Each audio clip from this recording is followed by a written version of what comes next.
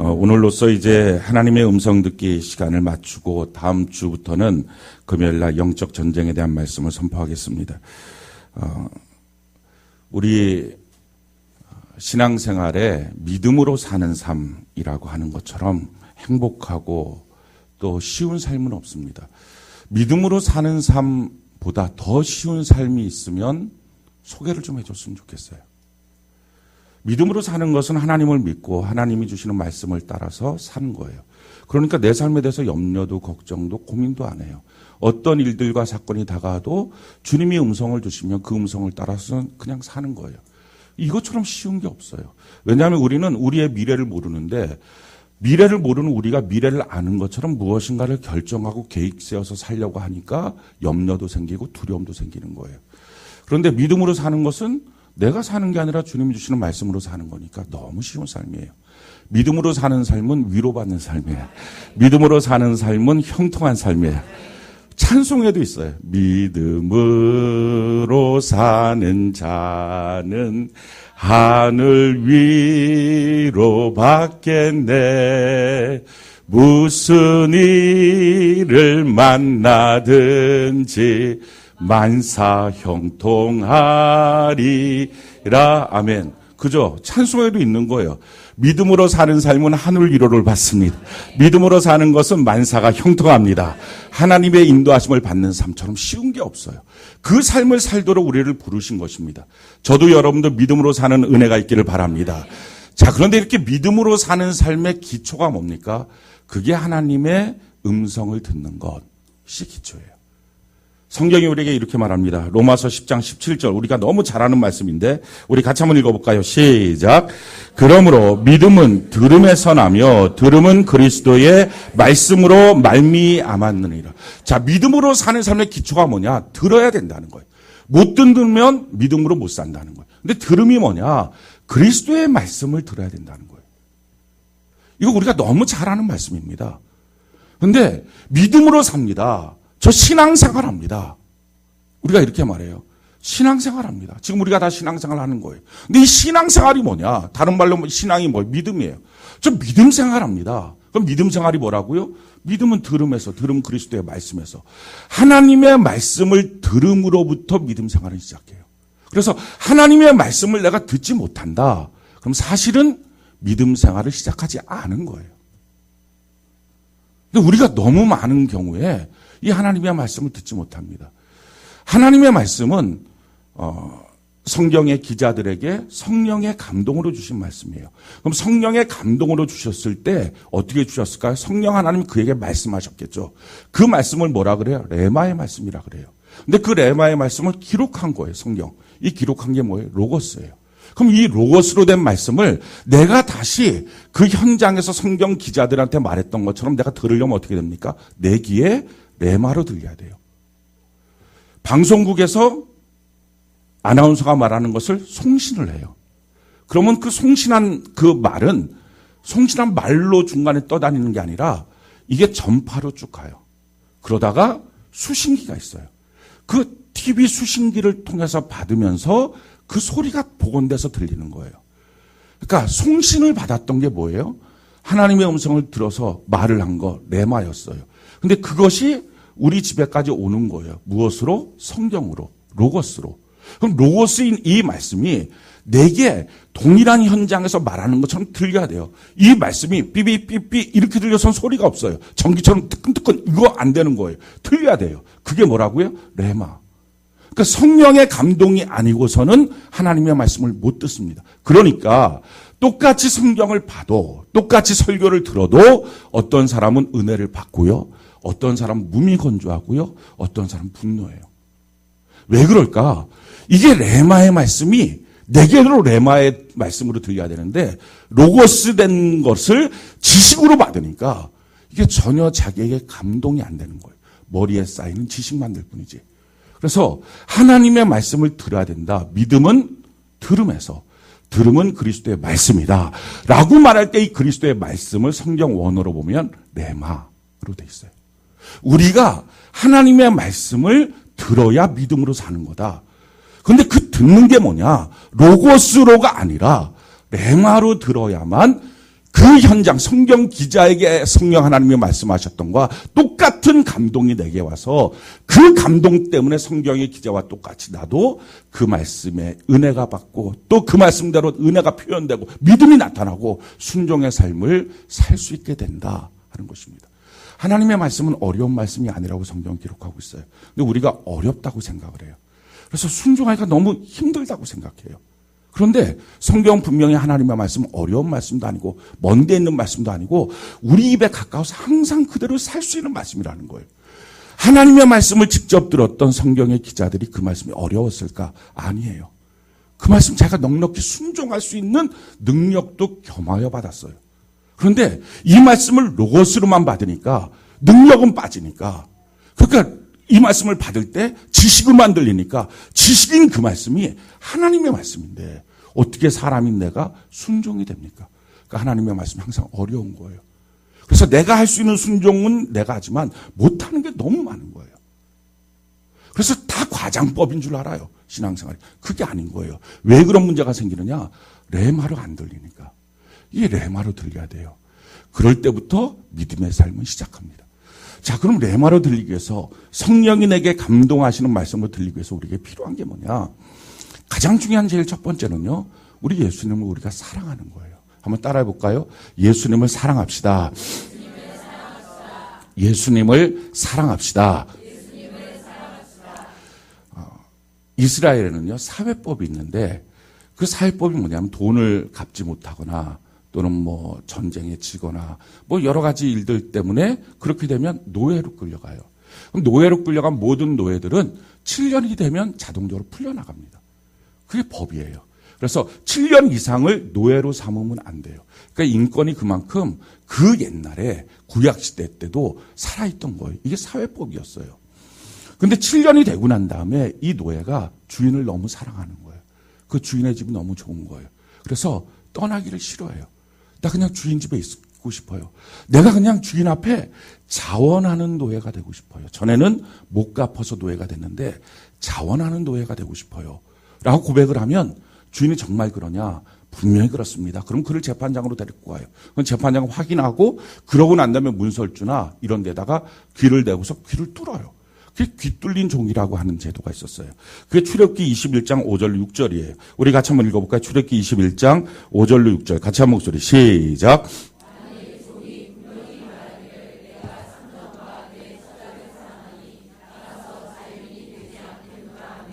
상전이 그를 데리고 재판장에게로 갈 것이요. 또 그를 문이나 문설주 앞으로 데리고 가서 그것에다가 송곳으로 그의 귀를 뚫을 것이라. 그는 종신토록 그 상전을 섬기리라. 아멘. 이제 노예 생활로부터 자유하게 되는 거예요, 법적으로. 그런데 자원에서 내가 노예가 되겠습니다. 한 사람이 귀를 뚫은 거예요. 한 집에 보면 두 종류의 노예가 있을 거예요. 지금 7년째만을 기다리고 있는 노예가 있을 거예요. 또 한쪽에는 7년이 넘었는데 그 주인을 너무 사랑해서 있는 또 귀 뚫린 노예가 있을 거예요. 무슨 차이를 보면 알 수 있죠? 귀를 보면 아는 거예요. 귀가 뚫려 있으면 주인을 사랑해서 있는 거예요, 자원에서. 근데 귀가 안 뚫려 있으면 억지로 지금 있는 노예예요.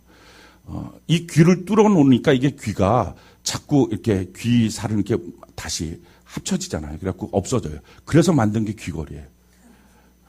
오늘 여성들이 그걸 알고나 끼고 다니는지 모르겠는데 그게 귀걸이거든요. 근데 그렇게 한 집안에는 귀가 뚫린 종이 있고 귀가 안 뚫린 종이 있어요. 귀가 안 뚫린 종은 7년째만을 기다릴 거예요. 언제까지 내가 노예 생활해야 되냐. 그리고 자꾸 자기의 계획을 세울 거예요. 아, 내가 풀려나가고 난 다음에 이런 삶을 살아야지, 이런 삶을 살아야지. 아, 그게 머릿속에 계속 있을 거예요. 그래서 그냥 일을 하고는 있지만 자기 마음은 딴 데 가 있는 거예요. 자기 일 쪽에 가 있는 거예요. 그 일이 어떻게 될까? 여기에 관심 있는 거예요. 아무튼 7년 동안만 계속 하면서 내가 언제까지 일을 할까? 내가 도대체 어디까지 일을 해야 되나? 아, 이게 항상 자기 마음이 있을 거예요. 근데 귀 뚫린 종은요, 그런 마음이 없을 거예요. 그냥 자원해서 평생을 주인 앞에 드린 삶이니까 오직 자기의 마음속은요, 자기 계획이 없어요. 주인이 원하는 게 뭘까? 내 사랑하는 주인이 나한테 무엇을 요구할까? 그래서 귀를 쫑긋 하고 듣는 거예요. 성도들도 두 종류의 성도가 있어요. 이 오베데돔 도대체 언제 끝나는 거야, 이게 지금? 오래되면 죄책 언제 끝나는 거야? 어떻게 진짜 3개월을 하지 마. 이런 생각이 있고. 어떤 성도들은 예배가 행복해, 예배가 즐거워. 이런 성도가 있고. 도대체 내가 전도원 신자 되겠다고 했던 거 내 발등을 찍고 싶다 막. 내 입술을 찍고 싶다 막. 이렇게 하는 사람도 있고. 또 어떤 사람들은 이게 너무 감사하다. 두 종류의 성도가 있는 거예요. 차이점은 뭐예요? 귀를 보면 알아요. 귀가 뚫렸는지 귀가 막혔는지. 근데 이게 귀가 뚫렸는지 막혀있는지의 차이가 뭐냐. 그게 오늘 본문 말씀이에요. 이 본문 말씀이 너무 귀한데 이게 다윗의 고백하는 시거든요. 우리 6절 같이 한번 볼까요? 6절 같이 한 목소리 시작.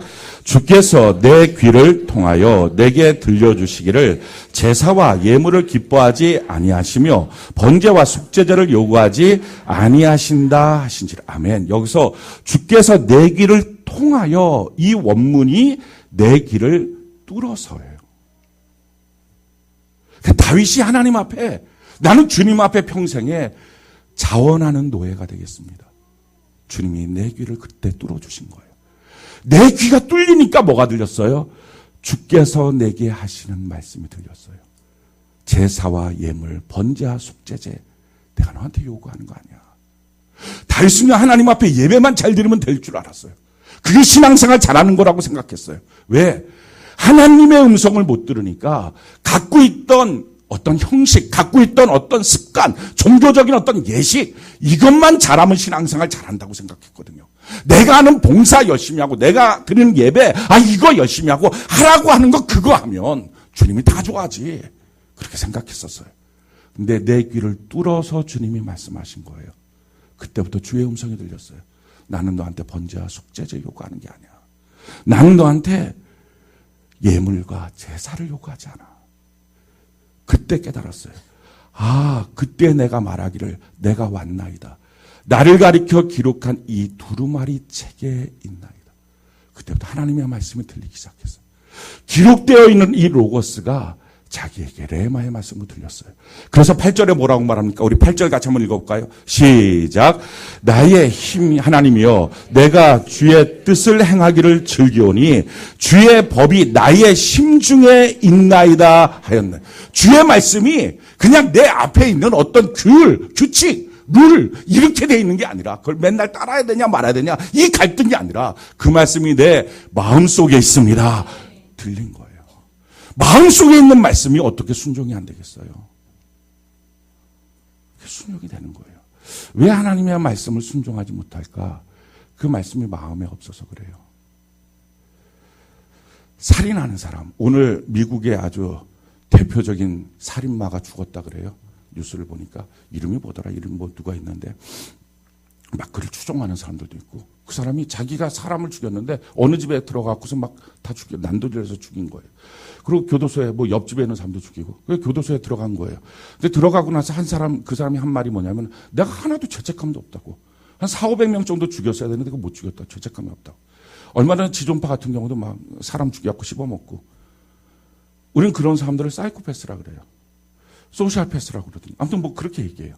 근데 그게 무슨 말입니까? 그 사람들은 살인에 대한 죄책감이 없다는 거예요. 그게 무슨 말이죠? 살인하지 말라라고 하는 말씀이 자기 마음에 없는 사람이에요. 그러니까 그 죄를 질 때 부담감이 없는 거예요. 제비족들 왜 간음에 대한 죄책감이 없을까요? 간음하지 말라라는 말씀이 자기 마음에 없는 거예요. 그러니까 형법으로 잡히기 전까지는요. 그러니까 억지로 자기가 어쩔 수 없이 잡혔다고 생각하는 거예요. 마찬가지예요. 왜 성도들에게 감사가 없을까? 감사하라라고 하는 말씀이 자기 마음에 없는 거예요. 똑같은 거예요. 뭐 이런저런 핑계가 아니고요. 그냥 없는 거예요. 하나님의 말씀이 내 심중에 없으면 그 말씀대로 사는 것처럼 어려운 게 없어요. 사이코패스가 살인하지 않고 사는 것처럼 힘든 게 없을 거예요. 그건 자기를 기쁘게 하니까. 그 말씀이 없으니까요. 그 죄책감도 없는 거예요. 우리 마음속에 말씀이 있느냐 하는 거예요. 근데 그 말씀은 로고스인 것으로는 지식으로 들어와서 머리로 가지 마음에 안 들어와요. 왜 그들이 법전을 못 봤을까요? 살인하면 안 돼. 왜 이걸 모를까요? 그럼에도 불구하고 수없이 봤는데 그건 다 머리에 있는 거지 마음이 없어요. 마음속에 없는 말씀을 이룰 수가 없어요. 예배드려야 됩니다. 이 말씀이 마음속에 있는 사람은요, 예배를 드려요. 근데 이게 마음속에 없는 사람은 예배가 항상 갈등이에요. 마찬가지예요. 모든 게. 전도하자. 이게 마음속에 있는 사람은 때를 얻든지 못 얻든지 복음을 준 거예요. 근데 그렇지 않은 사람은 이게 항상 뭔가의 타협거리가 돼요. 하나님의 말씀은 지금 마음속에 있냐는 거예요. 근데 어떻게 하면 마음속에 있다고요? 지금 다윗의 고백이에요. 내 귀를 뚫어서 들었더니 마음속에 있습니다는 거예요. 귀 뚫린 종. 하나님을 사랑함으로 내 자유를 스스로 내려놓을 수 있었던 사람. 하나님을 사랑하는 자만이 주의 음성을 듣습니다. 하나님을 사랑한다는 것은 내가 내 꿈을 꾸지 않는 거예요. 내가 내 자유를 위해서 언제까지 어디까지 얼마나 많이 그런 말 그런 생각 자체가 없는 거예요. 내가 주님의 종이 되는 것이 너무 좋은 거예요. 그게 주의 음성을 듣는 내 귀를 뚫어서라는 말이에요. 두 번째, 어떻게 하면 우리가 주의 음성을 들을까? 믿음의 삶이 시작을 할까? 믿음의 삶이 시작하는 것, 주의 음성을 듣는 것은요, 주님을 신뢰하는 것입니다. 주님을 신뢰하는 사람, 자기보다 주님을 더 신뢰하는 사람, 이 사람이 주의 음성을 들어요. 내가 나를 믿고 있잖아요. 근데 내가 나를 믿는 것보다 주님을 더 믿는 거예요. 메시지가 중요합니다. 근데 메시지보다 사실은 어떤 측면에서는 더 중요한 것은요, 메신저예요. 똑같은 말을 누가 하느냐에 따라서 관심을 기울이기도 하고요, 관심을 기울이지 않기도 해요. 내가 신뢰하는 누군가가 그 말을 하면 귀를 기울여요. 근데 내가 신뢰하지 않는 누군가가 그 말을 똑같은 말을 하면 귀를 안 기울여요. 그러니까 메시지가 너무 중요하지만 더 중요한 것은요, 메신저예요. 오늘날 이 땅에서 지금 문제가 되고 있는 게 뭐예요? 메신저의 문제예요. 우리가 나타내는 게 뭐 하나님의 복음을 증거해요. 메시지는 너무 기가 막힌 메시지예요. 근데 그 메시지를 증거하는 우리들이 메신저가 사람들이 봤을 때 신뢰할 수가 없는 거예요. 그러니까 복음을 듣질 않아요. 그러니까 메시지가 너무 중요하긴 하지만 메신저가 어떠냐 하는 것이 중요해요. 그러니까 메신저를 향한 신뢰가 있느냐, 예수님을 향한 신뢰가 있느냐, 이 성경을 향한 신뢰가 있느냐. 이 성경은 뭐 그냥 사람들이 기록한 거고 뭐 그래서 우리 지금 시대는 맞지도 않고 안 맞기도 하고 뭐 그런 식으로 만약에 성경을 보고 있다면 이 성경 말씀이 내게 신뢰를 못하는데 어떻게 들리겠냐는 거예요. 사람들이 아까도 말했던 그 노예제도에 대한 얘기들은 사회법입니다. 그런데 그 사회법이라고만 놓으면 우리하고는 상관없는 말씀이에요. 그런 식으로 성경을 보면 이건 사회법이고 이건 이스라엘의 습관이고 이건 이스라엘의 관습이고 뭐 이런 식으로만 다 놓고 보면 성경 말씀 중에 들어야 될 거 몇 개 안 됩니다. 왜 그렇게 하느냐? 이 하나님의 말씀 정말 하나님의 말씀이라면 나와 상관없는 말씀을 이 성경에 써 있겠냐고요. 이 말씀이 나와 상관 있는 말씀이라면 하나님 그 뜻이 무엇입니까? 하고 묻는 자에게 하나님의 말씀은 열려서 그게 이스라엘의 사회법이 아니라 지금 주님과 나와의 관계구나. 이 고백이 나올 수 있는 거예요. 성경을 모르니까, 하나님을 사랑하지 않으니까, 성경에 대한 신뢰감이 없으니까 말씀을 못 듣는 거예요. 강단을 향한 신뢰감이 있느냐, 교회를 향한 신뢰감이 있느냐. 아니 자기를 향한 신뢰보다 못하면 제가 다 판단하겠죠. 그러니까 못 듣는 거예요. 과연 나는 어떤 존재냐 하는 거예요. 내가 신뢰하면 내 인생을 맡길 수 있어요. 내가 신뢰하지 않으면 못 맡기죠. 모터보트하고 요트가 있어요. 이 두 개의 차이가 뭔지 아십니까? 모터보트는 기름을 넣고서 자동적으로 자가 동력을 통해서 쭉 가는 거예요. 요트는 바람이 불어야지만 가는 거예요. 바람이 불면 딱 그걸 도출 올리고 난 다음에 이렇게 막 해갖고 그래갖고 이제 가는 거예요. 모터보트가 대단한 것 같아요. 막 다니는 것 같아요. 자기가 가고 싶으면 언제든지 떠나는 것 같아요. 근데 사실 이 모터보트는요, 기름 있는 데까지만 가요. 기름이 똑 떨어지면 무용지물이 아무 소용없어. 거기서 그냥 죽는 거예요. 이 모터보트는 기름 있는 데까지만 가요. 근데 이 요트는 바람만 불면 어디 든지 갈 수 있어요. 똑같아요. 성도들 중에 모터보트 같은 성도, 요트 같은 성도 둘이 있어요. 내가 동력이 돼서 내가 움직이는 거예요.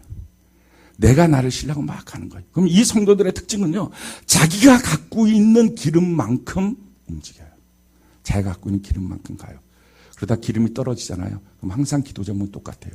하나님 도와주세요. 이 기도예요. 하나님 이번 한 번에 요만큼이 더 필요해요. 이것 좀 주세요. 더 주세요. 조금만 더 주세요. 항상 떨어져 있어요. 더 주세요. 그래서 하나님이 공급해주면 그거 갖고 자기 마음대로 또 가요. 그래서 하나님이 공급해주면 공급해질수록 주님과 멀어져요. 예배 드릴 시간이 없어져요. 공급해지면 공급해질수록 바빠진대요. 그러다가 어느 날 막 새벽부터 나와서 기도하고 막 밤에도 기도하고 막 기도하는 사람이 됐어요. 그럼 가만히 들어보면 떨어졌어요. 기름이 떨어졌어요. 기름 또 달라고 하는 거예요. 요트 신앙인들은요 달라요. 하나님 요만큼 떨어졌어요. 더 공급해 주세요라고 기도를 안 하고요. 하나님의 뜻이 무엇입니까? 어떻게 가야 되죠? 어디로 가는 거죠? 언제부터 시작해야 되죠? 이렇게 물어요. 하나님의 바람이 불기까지를 기다려요. 그럼 맥 놓고 기다리는 거? 그럼 인생 어떻게 하려고요? 그러니까 하나님을 신뢰하는 거예요. 내 인생을 망치지 않는다는 거. 성령의 사람이 뭔지 아십니까? 성령의 사람이 요트의 사람이에요. 성경이 우리에게 이렇게 말합니다. 요한복음 3장 8절. 우리 같이 한번 읽어볼까요? 요한복음 3장 8절 같이 한 목소리 시작. 바람이 임의로 불매 내가 그 소리를 들어도 어디서 와서 어디로 가는지 알지 못하나니 성령으로 난 사람도 다 그러하니라.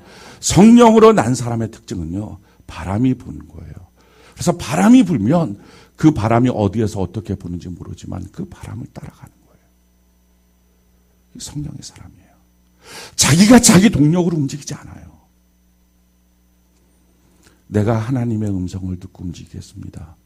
주님 말씀하시면 내가 나아가고 주님 서라 하시면 내가 섭니다.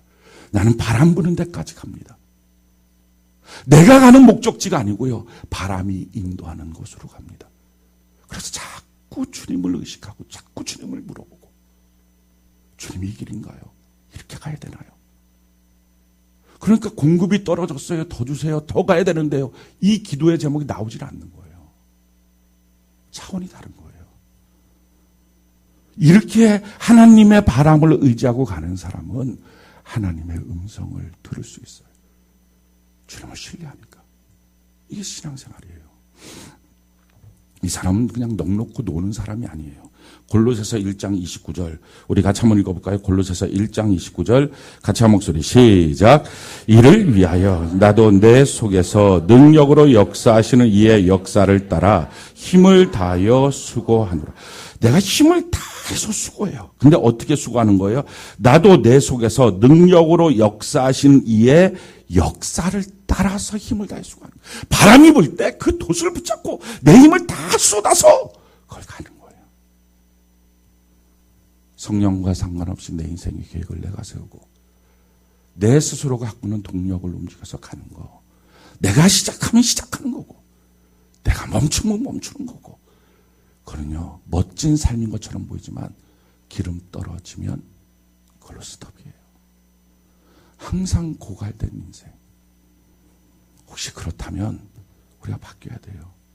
그래서 주의 음성을 듣는 게 아니라 주 앞에 나왔을 때는 필요한 거는 이것 주세요 저것 주세요 밖에 없어요. 물론 그 기도가 나쁜 기도는 아닙니다. 우리는 하나님께 항상 공급받아야 됩니다. 근데 문제는 이 공급받는 내용이 주님의 뜻을 따라서 주의 음성을 따라서 가면서 공급받는 것인지 아니면 그냥 나는 필요한 것 때문에 요거 저거 그리고 공급하시면 또 주님을 잊어버리고 그렇게 사는 건 아닌지 내가 주님을 계속 생각하고 있는지 잘 나갈 때도 바쁠 때도 난 주님이 1순위인지 이걸 점검해 보면 알아요. 우리의 신앙이 지금 어떠냐 하는 거예요. 주의 음성을 듣는 것은요 이처럼 내가 주님을 신뢰할 때부터 주의 음성을 듣습니다. 세 번째 주의 음성을 듣는 것은요 중심이 바뀌어야 돼요. 내 중심에서 하나님 중심으로 바뀌어져야 돼요. 그래야지 들려요. 중심이라고 하는 것은 굉장히 중요해요. 내가 지금 무슨 중심으로 살고 있는지. 예를 들어서 집하고 교회를 놓고 보자고요. 집하고 교회가 있는데 내가 집 중심의 사람이에요. 근데 거리가 좀 있어요. 집하고 교회 갖고. 그러면 어떻게 되죠? 교회가 머네. 왜냐하면 집 중심이니까 교회가 뭐네? 교회 올 때마다 교회가 뭐네? 이렇게 될 거예요. 근데 교회 중심의 사람이에요. 그럼 어떻게 말하죠? 집이 뭐네? 집이 뭐네? 그죠? 그래서 어느 날 무엇인가가 옮겨야 될 것 같다는 마음이 들면 중심은 항상 놔두고요. 나머지를 옮겨요. 집 중심은요. 집 가까운 교회로 옮겨요. 교회 중심은요. 교회 근처 집으로 가요. 중심이라는 게 왜 중요하냐? 평상시에는 별로 못 느껴요. 그런데 무엇인가 내 인생을 결정하는 순간이 되면 항상 사람은 중심이에요. 말 그대로 정말 중심이에요. 중심으로 무엇인가가 결정돼요. 내 중심이냐? 말씀 중심이냐? 똑같아요. 내 중심이면 말씀을 보면서 어려워, 힘들어, 부담스러워. 자꾸 나한테 너무 지나쳐. 왜? 내 중심이니까. 근데 말씀 중심으로 가면 뭐가 되죠? 야, 말씀에 비춰보니까 내가 참 고칠 게 많아. 말씀에 비춰보니까 내가 참 변화될 게 많아. 그래서 어느 날 결단을 하면 어떻게 됩니까? 나한테 맞는 말씀을 찾아가야지. 이게 나 중심이에요. 말씀 앞에서는 내가 하나님 앞에 바뀌어져야 되겠다. 성경은 뭐라고 말합니까? 하나님의 말씀을 이렇게 우리에게 말하고 있어요. 히브리서 4장 12절 13절 같이 한 목소리 읽어봅시다. 시작. 하나님의 말씀은 살아있고 활력이 있어 좌우에 날선 어떤 검보다도 예리하여 혼과 영과 및 관절과 골수를 찔러 쪼개기까지 하며 또 마음의 생각과 뜻을 판단하나니 지으신 것이 하나도 그 앞에 나타나지 않음이 없고 우리의 결산을 받으실 이의 눈앞에 만물이 벌거벗은 것 같이 드러나느니라. 하나님의 말씀으로 내 마음과 생각이 판단받아야 돼요. 내가 하나님의 말씀을 판단하는 게 아니고요. 이 문제는 뭐예요? 중심이 어디냐는 거예요. 중심이. 그러니까 신앙생활을 하면서도 여전히 내 중심이면 그게 내가 예배드리는 거예요. 내가 말씀을 보는 거예요. 내가 교회 생활하는 거고요. 내가 교회를 선택했고요. 내가 봉사하는 거예요. 그러면 항상 뭐예요? 나만큼 하는 거예요. 나만큼. 그래서 나만큼 하다가 내가 지치면 항상 힘들어가 자기에게 있는 거예요. 그래서 기회만 되면 나만큼 하다가 힘들면 내려놓고 싶다는 거예요. 왜? 내 중심이니까. 근데 하나님 중심으로 바뀌면 어떡하죠? 하나님 날 부르신 거예요. 할렐루야. 하나님이 나를 통해서 하나님의 역사가 나타나는 거예요. 하나님이 내게 말씀하시는 거예요. 중심이 다른 거예요. 중심이 내 중심인 사람은요. 하나님의 음성을 들을 수도 없고 들어도 소용없어요. 왜? 내 중심으로 판단할 거니까. 순종이 안 돼요. 그러니까 순종이 안 될 걸 뻔히 아니까 하나님이 그에게 말씀도 안 하는 거예요. 과연 우리는 지금 어떤 사람이냐는 거예요. 하나님의 음성을 듣는 것은요. 세 종류의 사람이 있어요. 예수님과 무관한 사람, 세상 사람. 아마 여기는 한 명도 없을 거예요. 그 사람은 당연히 뭐 하나님의 음성을 들을 필요도 없고 듣고 싶은 마음도 없을 거예요. 두 번째 종류의 사람은요. 예수님을 믿어요. 믿지만 예수님이 아직 내 주인이 아니에요. 중심은 나예요. 예수님을 아직 신뢰하지 않아요. 나를 더 신뢰해요.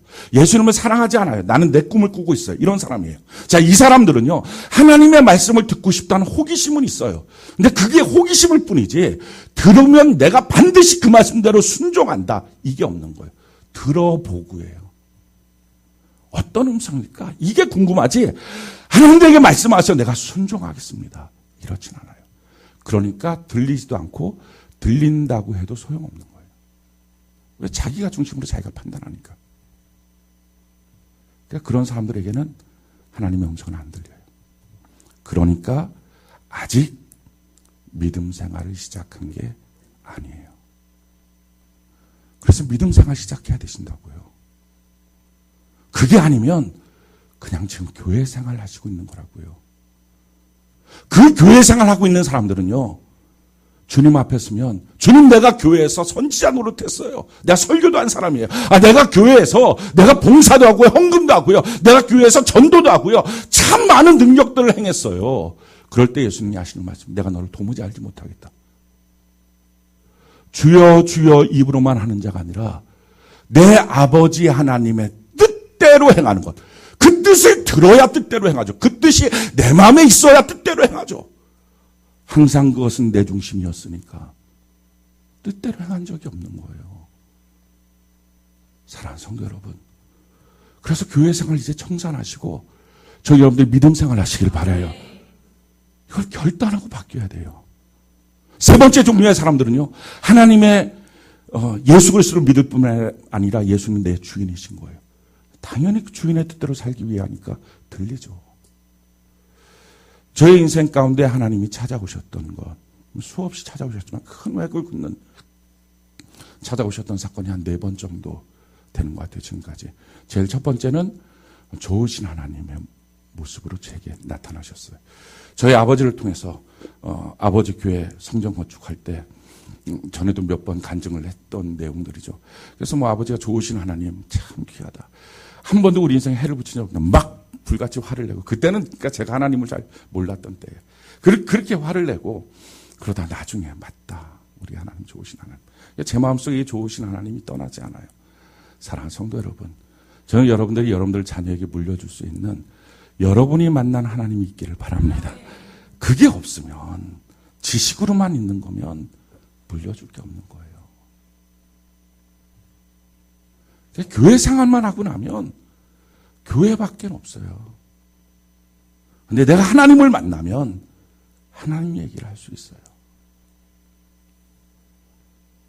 두 번째 제가 만난 것은요, 카나다에 갔을 때 하나님 앞에 얼굴에 11줄이 다 터지도록 말씀이 내 배를 쳐서 그냥 꼬꾸라져서 2시간 동안 통곡하다가, 그렇게 하고 난 다음에 호텔방에 가서 세수하는데 그때 들렸던 주의 음성, 그 얼굴 내가 너 쫓아다니며 망신당한 내 얼굴이다. 그냥 피곤하면 저 요즘에도 막 실핏줄이 터져요. 지난 월요일 날 피곤한 게 뭐가 있었는지 여기가 이렇게 여기가 실핏줄이 터져 있는 거예요. 그리고 새벽 예배 때 깜짝 놀랐어요. 세수를 하는데 여기가 이렇게 실핏줄이 터져 있어요. 다행히도 없어졌어요. 처음엔 이게 뭐가 났는지 알았어요. 그래갖고 제가 또 피부과를 갔어요. 요즘에 수두가 유행하니까 수두가 요게 나나? 그래갖고 제가 또 수두 걸리면 안 되잖아요. 온 성도한테 다 옮겨놓을 거 아니에요. 그래갖고 갔어요. 갔더니 의사가 막 한참 쳐다봐요. 이거 수두 아닙니까? 아니요. 그러더니 막 쳐다봐. 실핏줄이 터졌어요. 네? 그랬더니 소리 많이 질렀나요? 아닌데요. 제가 예전에 몰라도 요즘 같은 경우는 소리 안 지르고 설교하거든요. 실핏줄이 터졌어요. 깨달았어요. 주님 그때의 그 흔적. 그때 너 쫓아다니면 망신당한 내 얼굴이다 말씀하시고 주님 앞에 꼬꾸라져서 왜 나 같은 자를 쫓아다니셨습니까? 버리지 그랬어요. 그때 주님이 주셨던 음성이 이거예요. 내가 너 사랑해서 내가 널 버릴 담력이 없다. 너 버리고 내가 못 살 것 같다. 포기하지 않는 하나님. 저는 우리 교회 성도들을 포기하지 않아요. 그 사랑의 하나님을 만나서. 어떤 분들이 그러더라고요. 목사님은 성도들을 너무 자주 포기한다고. 저를 아시나요? 저는 우리 교회 성도들이 떠나면요, 벽을 긁어요. 손톱이 약해요. 벽을 긁어요. 너무 가슴이 아파서. 근데 물어봐요. 다른 교회 다니시나요? 네, 그러면 제가 멈춰서요. 왜냐하면 그 성도 오라 그러면 저는 그 교회 얘기를 해야 돼요. 아니라고. 당신이 우리 교회 나와야 될 이유가 있다고 설명하다 보면 안 되잖아요. 저는 교회 앞에 그냥 멈춰 서는 거예요. 저보다 훨씬 큰 교회 앞에 제가 함부로 뭐라 그러겠어요. 근데 다른 교회 안 다닌다 그러면 끝까지 가라 그래요. 무릎 꿇고서라도 데리고 오라 그래요. 저도 그렇게 해서 데리고 오고요. 왜냐하면 날 포기하지 않는 주님을 만났어요. 날 사랑하는 주님. 세 번째 만난 주님은요, 제가 수술 받기 위해서 병실에 있을 때 너무 힘들고 외로웠어요. 그때 주님 앞에 물어봤어요. 주님도 지금 내 옆에 계시나요? 그때 주님이 그래, 내가 너와 같이 있어. 나와 함께 하시는 주님. 날 인도하시는 주님. 그리고 그 후에 기도원에 가서 신앙 다 잃어버렸을 때 다윗의 자손 예수여 날 불쌍히 여기소서. 예수님 2시간 넘게 대성전 앞에서 그냥 목 놓아 부르짖은 거예요. 소경 바디메오가 이랬을 것 같다는 마음 때문에. 나 주님 여기서 만나지 않으면 목회 못합니다. 막 부르짖었어요. 그때 하늘로부터 걸어오셨던 주님의 발자국 소리. 나 너 떠나지 않아. 난 너의 인생길을 인도해 줄 거야. 그 인도하신 주님을 만났어요. 그리고 얼마 전에 성전에서 땡깡 부리면서 하나님 앞에 눈이 있으면 보세요. 귀가 있으면 들으세요. 이게 뭐 하는 겁니까, 하나님 도대체? 일하는 겁니까, 안 하는 겁니까? 차라리 날 버리든지 말든지 막. 내가 얼마나 기도하다가, 야, 이거 너무 불손한데? 성전을 나가기 전에 나 맞아 죽을 것 같은데? 이런 생각이 들었어요. 들어도 너무 속이 답답하니까. 막 울면서 그랬어요, 하나님. 뭐 하는 거냐, 도대체. 막 울었어요. 빚 갚아달라고, 하나님. 평생에 빚 지는 적이 없는 사람이거든요, 제가. 근데, 빚 갚아달라고. 제가 처음에 사역자 됐을 때 사례비가 5만 원이었어요. 그거 아시나요? 지금 화폐 가치로 따져도 한 25만 원 될까? 근데 그걸 갖고 저하고 저희 집사람 둘이서 한 달을 살았어요. 11조 내고 주정원금 내고 다 내고 먹고 사는 거예요. 물론 잘 먹고는 못 살았어요. 그래서 가끔 아버지 집에 가서 밥 얻어먹고 오기도 하고. 근데 그렇게 살면서도 빚 한 번도 안 졌거든요. 성전 짓겠다고 무모한 용기를 부려서. 그때는 그게 믿음인 줄 알았어요.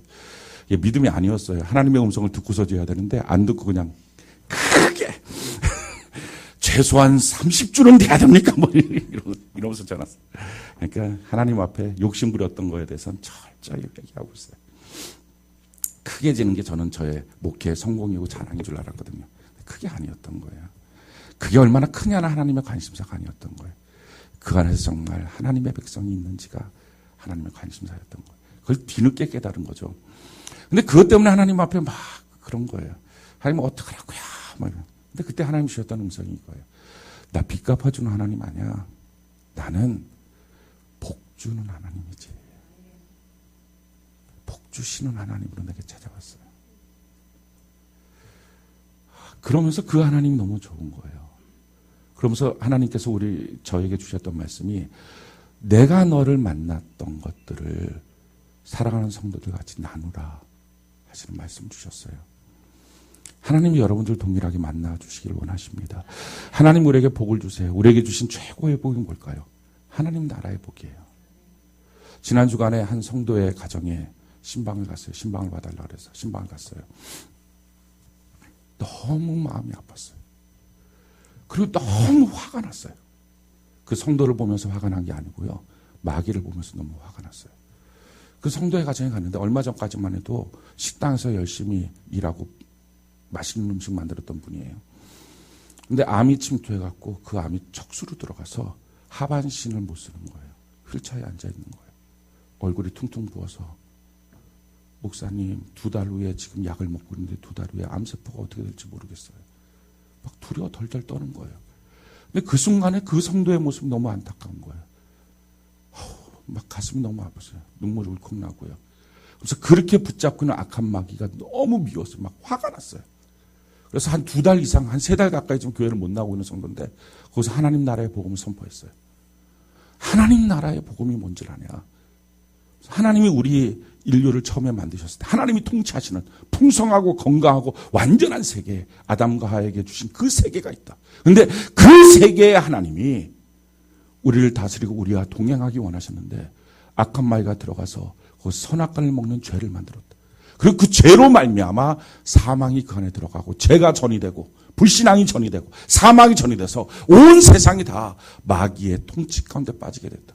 우리가 잘 아는 말씀입니다. 우리 같이 한번 읽어볼까요? 로마서 5장 12절 우리 같이 한번 읽어봅시다. 로마서 5장 12절 같이 한 목소리 시작.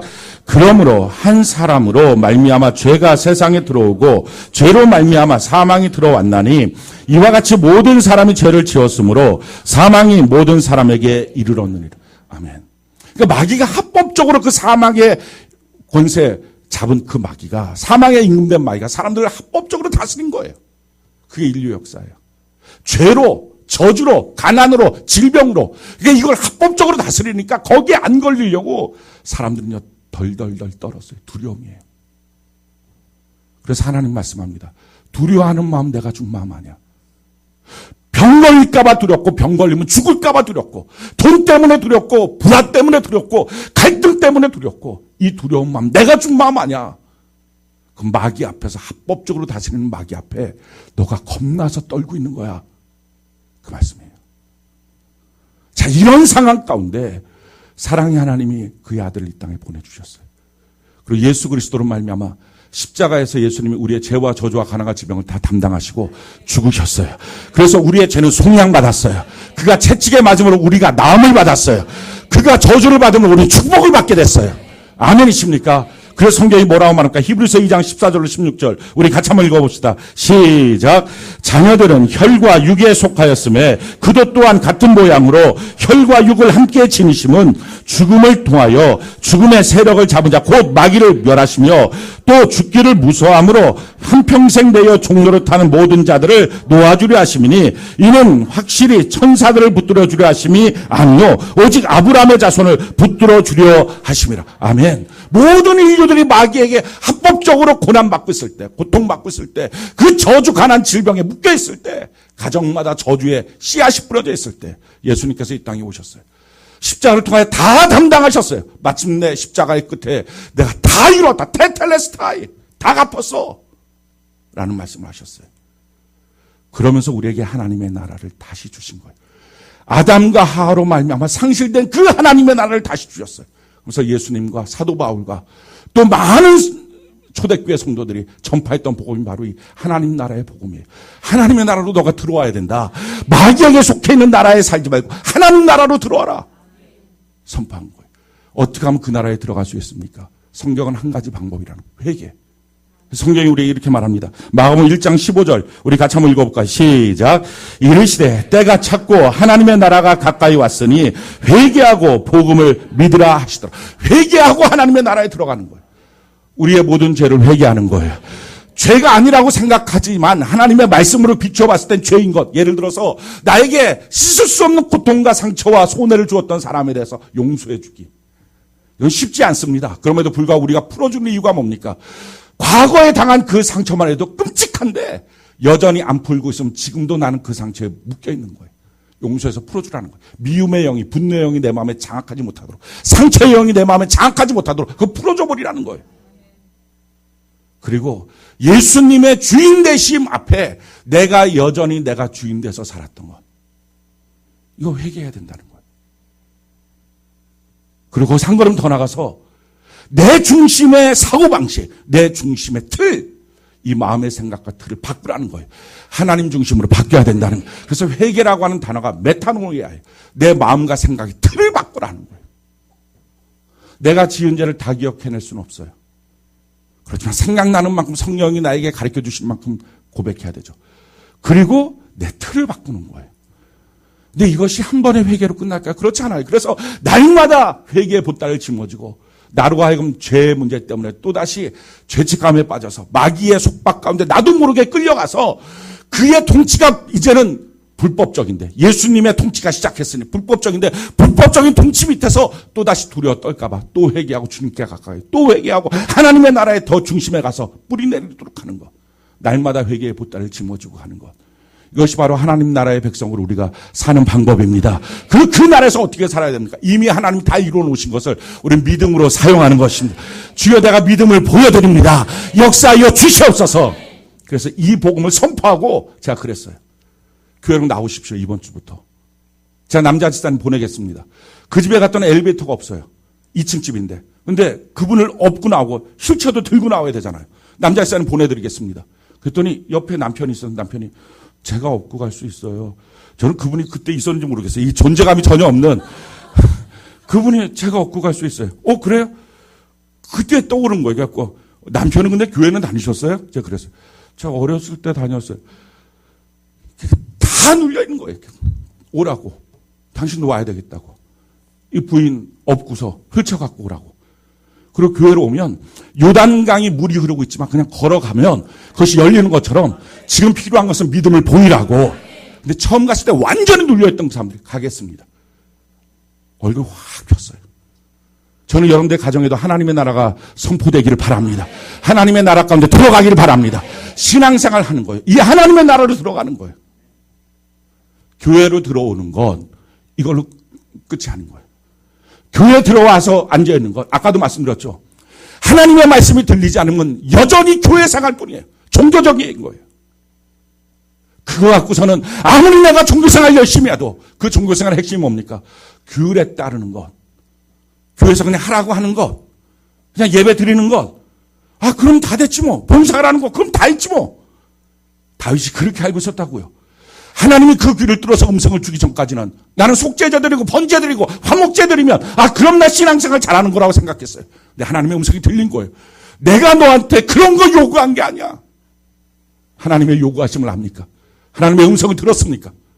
하나님이 내게 하신 그 말씀을 듣고 난 다음에 그런다면 주여, 주의 말씀이 내 삶의 주의 말씀 안에 있습니다. 주의 말씀을 듣고 보니 내 심중에 하나님의 말씀이 있나이다. 내 마음속에 있는 말씀이니 내가 순종하기가 너무 쉽습니다. 그게 다윗이 된 거예요. 그때부터 신앙생활이에요. 종교생활, 교회생활 청산하고 전 여러분들 신앙생활 하길 바랍니다. 마찬가지예요. 하나님의 나라에 들어가는 것, 진정한 회개. 오늘 이 시간 성령의 감동으로 우리가 회개하는 시간 되길 바랍니다. 그냥 띄엄띄엄 앉아갖고 하나님의 말씀 들으면 좋고 못 들으면 말지 뭐. 신앙생활 대충 그런 거지. 누가 그렇게 신앙생활 합니까? 아니 그런 신앙생활로 어떻게 하나님 만납니까? 우리가 하나님 앞에 제대로 서서 하나님 앞에 나가는 거예요. 성경이 우리에게 이렇게 말합니다. 마태복음 11장 12절 우리 같이 한번 읽어봅시다. 시작. 침례 요한의 때부터 지금까지 천국은 침노를 당하나니 침노하는 자는 빼앗느니라. 천국을 향하여 우리를 향하여 주님이 하신 말씀이 이거예요. 꼭 전쟁과 같다는 거예요. 너가 천국을 향하여 공격해 들어가야 된다는 거예요.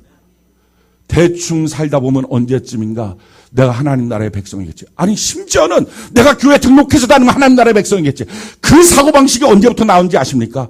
중세 카톨릭 시대부터 교회에 들어오면 다 하나님 나라의 백성이라는 거예요. 하나님 나라의 백성 맞습니까?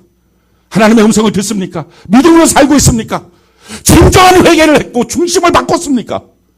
교회에 들어와도 그런 거 없는 사람들은 하나님의 나라의 백성이 아니잖아요. 근데 내가 교회에 들어와서 직분이 있다는 것으로 내가 하나님의 나라의 백성이라고 착각하고 있다면, 이게 신앙생활이라고 착각하고 있다면 교회 생활인데, 종교 생활인데, 믿음으로 산 게 없는데, 믿음은 들음에서, 들음은 그리스도의 말씀인데 들음이 있었냐는 거예요. 내가 주님을 사랑하면 내 귀가 뚫려봤냐는 거예요. 내 중심을 바꿔봤냐는 거예요. 이제 더 이상 내 중심이 아니고 주님 중심입니다. 과연 내가 그런 신앙생활을 하냐는 거예요. 내가 정말 나를 신뢰하는 것보다 주님을 더 신뢰해서 주님 말씀하시면 내가 나아갑니다. 그 신앙 고백이 정말 내 삶으로 적용되고 있었냐는 거예요. 필요하고 급할 때만 주님 찾다가 공급하시면 떠나버리는 신앙, 모터보트 같은 신앙생활 하지 말고 언제든지 주님이 주시기만 하면 헌신짝처럼 주님 던져버리고 내가 하고 싶은 대로 살아가는 신앙생활 말고 정말 믿음 생활하고 있는 것. 천국은요, 우리가 그 나라의 백성으로 살도록 침노하는 거예요. 공격하는 거예요. 그리고 그렇게 공격하면 누구든지 하나님 나라의 백성이 된다는 거예요. 그래서 그랬어요. 믿음 보이라고. 근데요, 그분한테 있어서 그렇게 말도 안 되는 말인데, 네, 갈게요.